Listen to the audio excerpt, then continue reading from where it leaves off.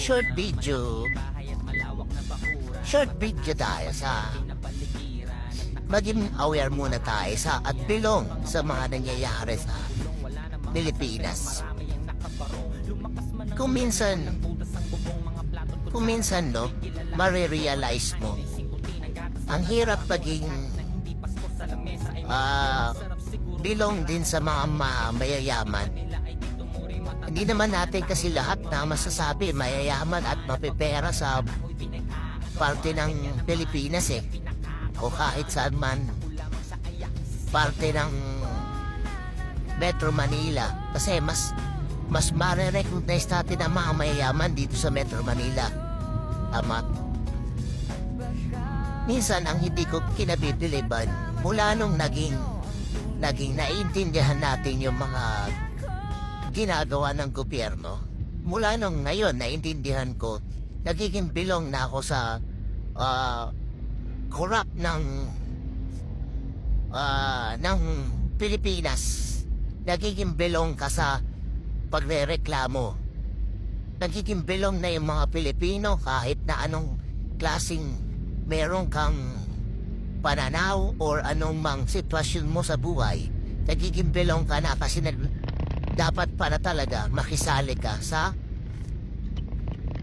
pagrereklamo sa Pilipinas kung ano mang merong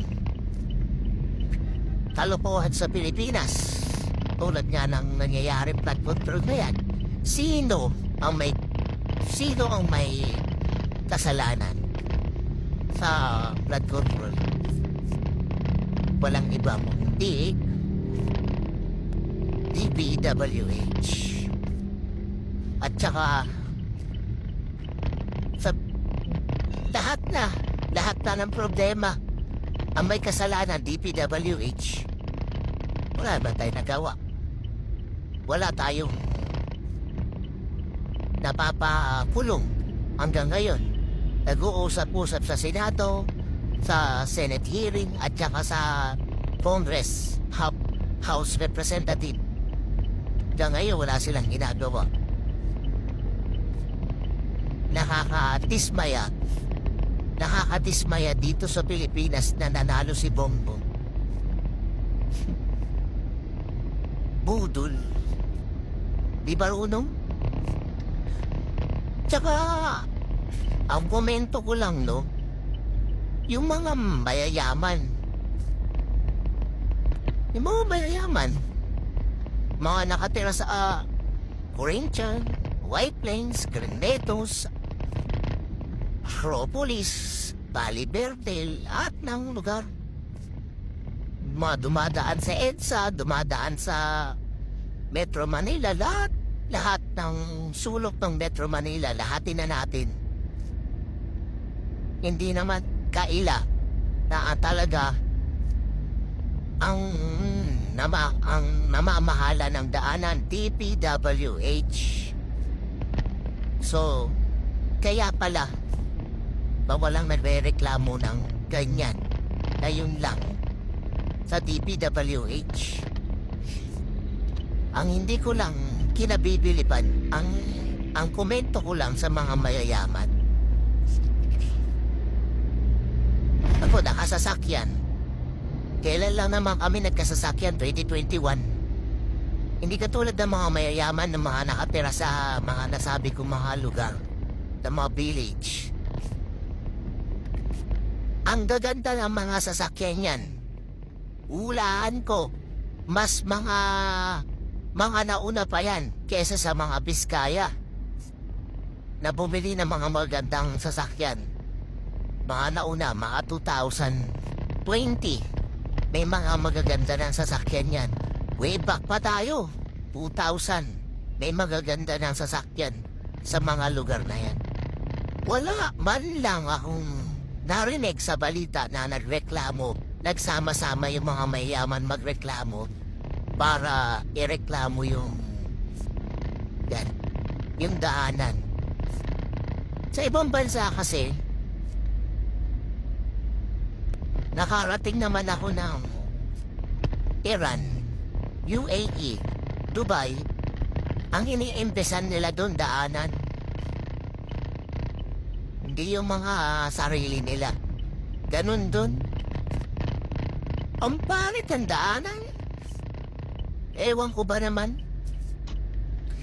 Kaya kung sisisihin talaga, alam niyo walang iba dapat sisihin yan, DPWH na. Kagarapal ng ginawa nila sa Pilipinas. Pangit-pangit ng mga daanan sa Pilipinas, punyeta nakakabuisit. Upgrade ng mga sasakyan, pero yung daanan, upgrade ng upgrade. Tapos sasabihin ninyo si Duterte ganito, ganyan. Mas maganda pa nga yung matanda magpanukala eh. Ang dami natakot eh. Ngayon, dahil wala si Duterte sa pwesto, napupulaan ninyo. Pasalamat kayo, matanda na yung mama. Dahil kung hindi, maganda magdire-direct yun si Duterte sa panunungkulan sa gobyerno. Maraming takot. Hindi lang mga adik, mga drug lord. Ayaw niyo pang aminin sa sarili ninyo na mayroong magnagawa si Duterte. Ayaw niyo lang aminin sa sarili ninyo. Kesa naman yung nangyayari ngayon. Nag-pandemic lang eh. Pero naresolbahan ni Duterte yung pandemic. Nalagpasan natin. Na hindi nagkaroon ng abirya ang Pilipinas, hindi nagkaroon ng namatay mga tao, di naman. Yan ang masasabi ko. Mga mayayaman ngayon nagsama-sama ngayon sa pagbiwelga. Bilong lahat, mahirap mayaman. Ayan, ang gulo pa sa amin, tiola. Yung mga mahirap. Wala eh, pangit. Pangit talaga ng kinahinatnan. Ginawa ni Bongbong. Budol. Napakabudol. Si Marcoleta, team yan ng ano eh, Unity.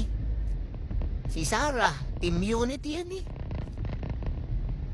Pero, para ipagan si Bongbong, nanalo.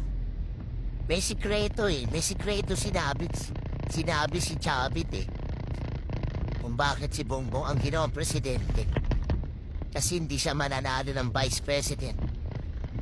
Katulad ni Sara, patakboy mo ng presidente, mananalo. Patakboy mo ng vice president, mananalo. Wala, nabudol talaga ang Pilipinas. Kaya ito, nangyari. Tapos yung mga dilawan ang iingay hanggang ngayon. Dapat tumutulong na lang sila, hindi na lang sila yung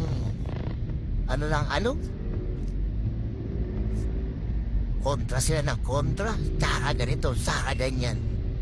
Sara. Ay ganyan. Si Sara nga nagsabi na may anomalya sa gobyerno. Dabi na nga, kulit ninyo. Ay nako, hirap talaga. Ang hirap maging komento. Sa amin, bawal sa amin makisawsaw sa mga ganyang problema. Kaya lang, hindi mo matiis na hindi kumibo. Tahimik na lang. Pero, nahihirapan tayo. Daanan tuwing uulan. Magkakaroon ng problema, lalalim yung daanan. Tuwing may ulan, magkakaroon ng baha. Tuwing may ulan, magkakaproblema yung mga daanan, mga estero. Tuwing umuulan, ligtik na yan, sarap magmura. Awa lang talaga sa amin, magmura-mura eh.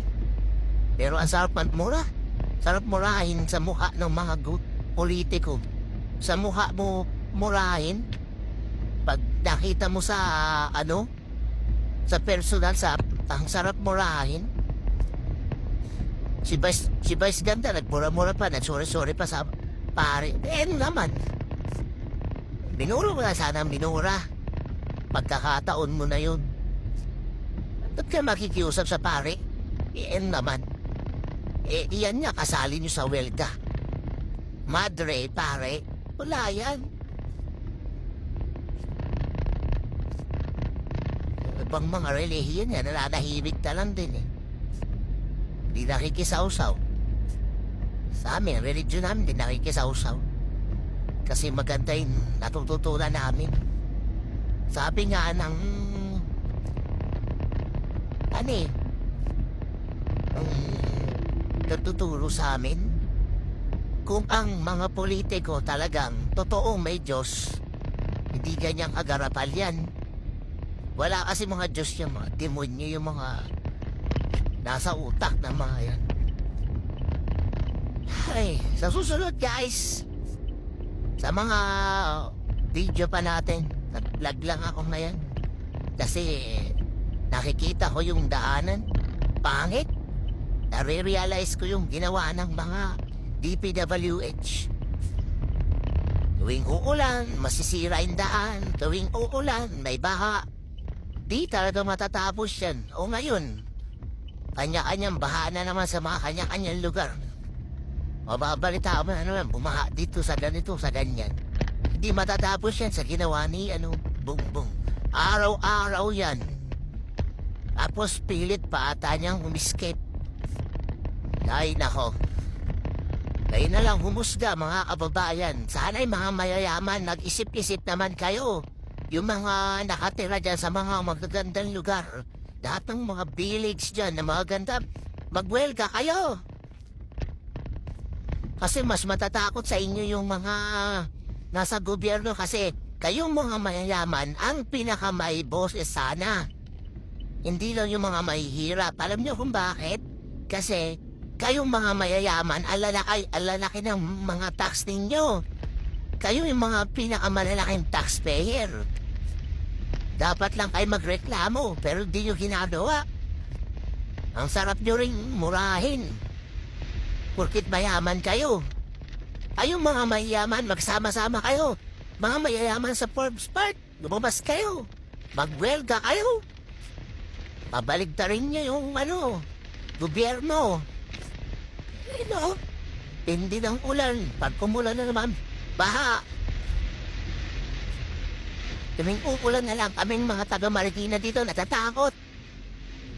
Punyeta kayo, kakabuisit na yung mga nangyayari sa gobyerno. Yung ulan na to parang umulan ng halos dumilim yung langit sa ulan.